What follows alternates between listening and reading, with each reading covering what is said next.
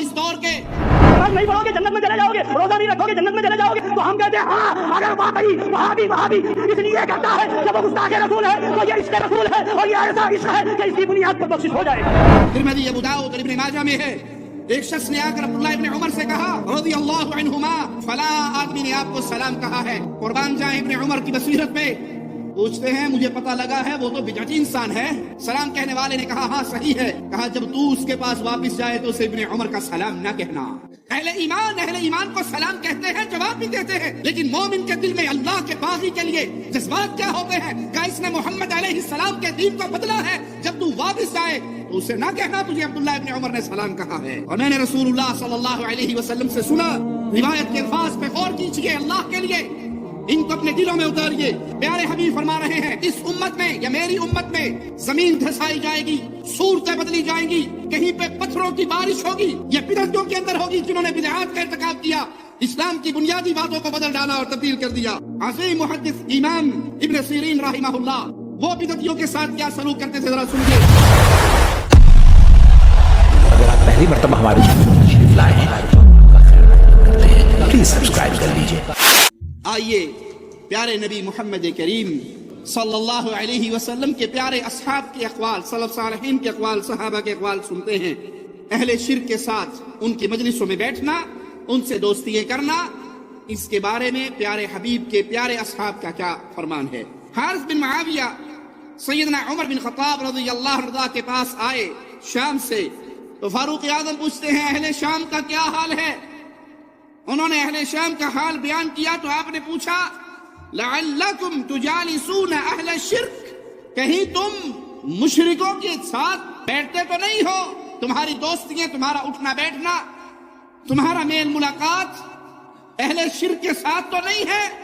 جواب میں کہتے ہیں فقال لا یا امیر المؤمنین، کہا نہیں ہے مومنوں کے امیر، ایسی کوئی بات نہیں، ہم اہل شرک کے ساتھ نہیں اٹھتے بیٹھتے، ان سے ہماری کوئی دوستی نہیں۔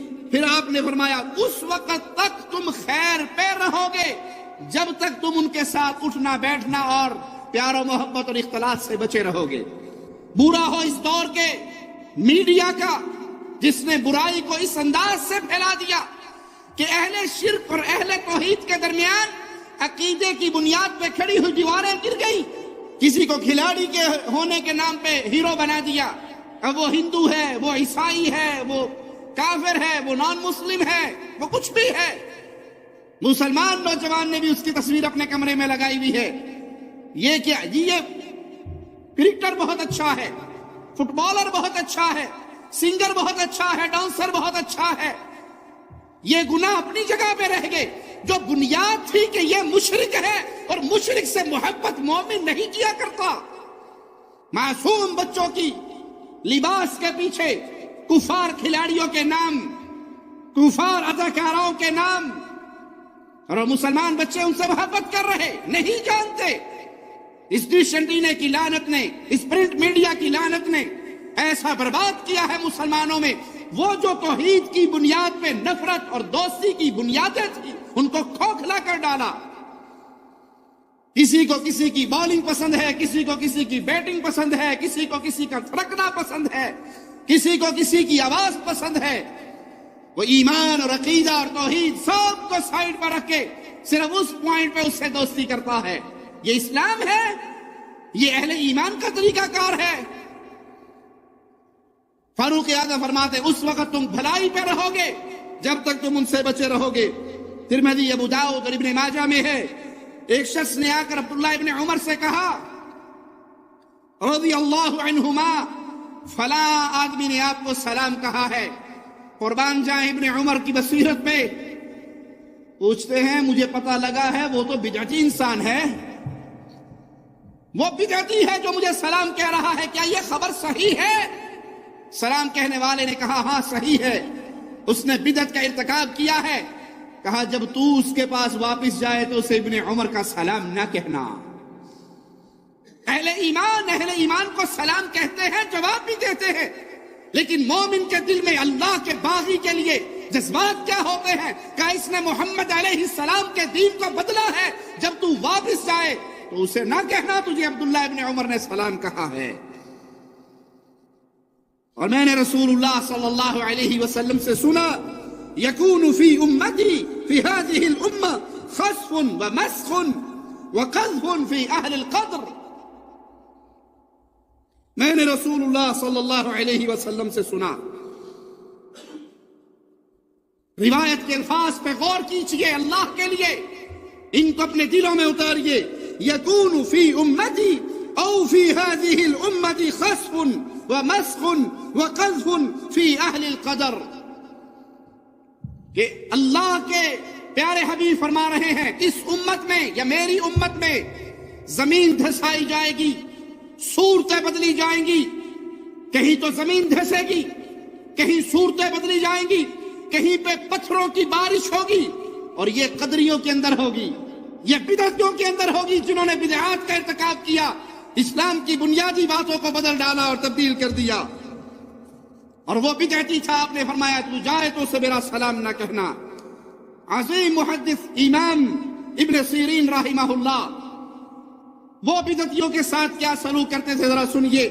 دخل رجلان من اصحاب الاهواء على ابن سیرین فقال یا ابا بکر نحدثك بحدیث فقال لا قال فنقرأ عليك آية من كتاب الله قال لا تقومان أو لا أقومن قال فخرجا. دو اہل بدعت میں سے شخص داخل ہوئے ابن سیرین کے پاس، اہل الرائے اہل بدعت. وہ کہنے لگے ابو بکر ہم آپ کو قرآن پاک کی آیت سنائیں؟ ابن سیرین نے کہا نہیں، میں تم سے قرآن سننے کے لیے تیار نہیں. کہا رسول اللہ صلی اللہ علیہ وسلم کی حدیث سنائیں؟ کہا میں تمہارے منہ سے رسول اللہ صلی اللہ علیہ وسلم کی حدیث سننے کے لیے بھی تیار نہیں. اور سنو، اگر تم میری مجلس سے نہیں اٹھتے تو میں اس مجلس کو چھوڑ کے نکل جاتا ہوں. میں تمہارے ساتھ بیٹھنے کے لیے بھی تیار نہ تمہارے منہ سے آیت سنتا ہوں نہ حدیث سنتا ہوں. میری مجلس چھوڑ کے نکل جاؤ، اور اگر تم نہیں اٹھتے تو میں اٹھ جاتا ہوں. یہ سننے کے بعد وہ دونوں چلے گئے. لوگوں نے آپ سے کہا، وہ آپ کو آیت ہی سنا رہے تھے یا حدیث ہی سنا رہے تھے؟ آپ نے فرمایا میں ڈر گیا کہیں وہ آیت پڑھنے کے بعد اس میں تحریف نہ کر دیں.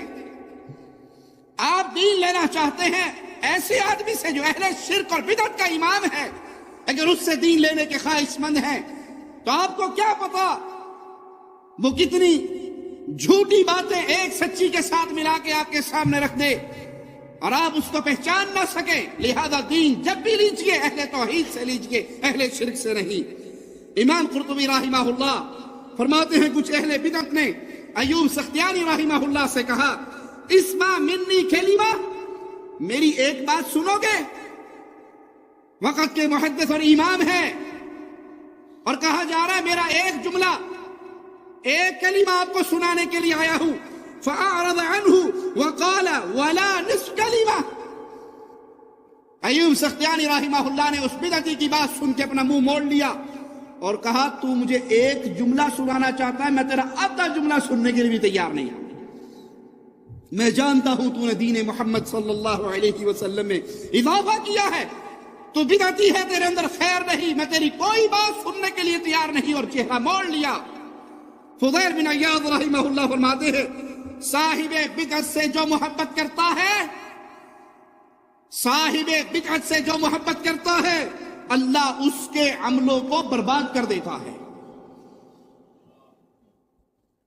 اور اس کے دل سے اسلام کا نور نکال دیتا ہے. اگلا جملہ بڑا سخت ہے، جو اپنی بیٹی کا نکاح کسی بدعتی کو دیتا ہے وہ قطع رحمی کرتا ہے، وہ رحم کو توڑ رہا ہے، رشتوں کو توڑ رہا ہے.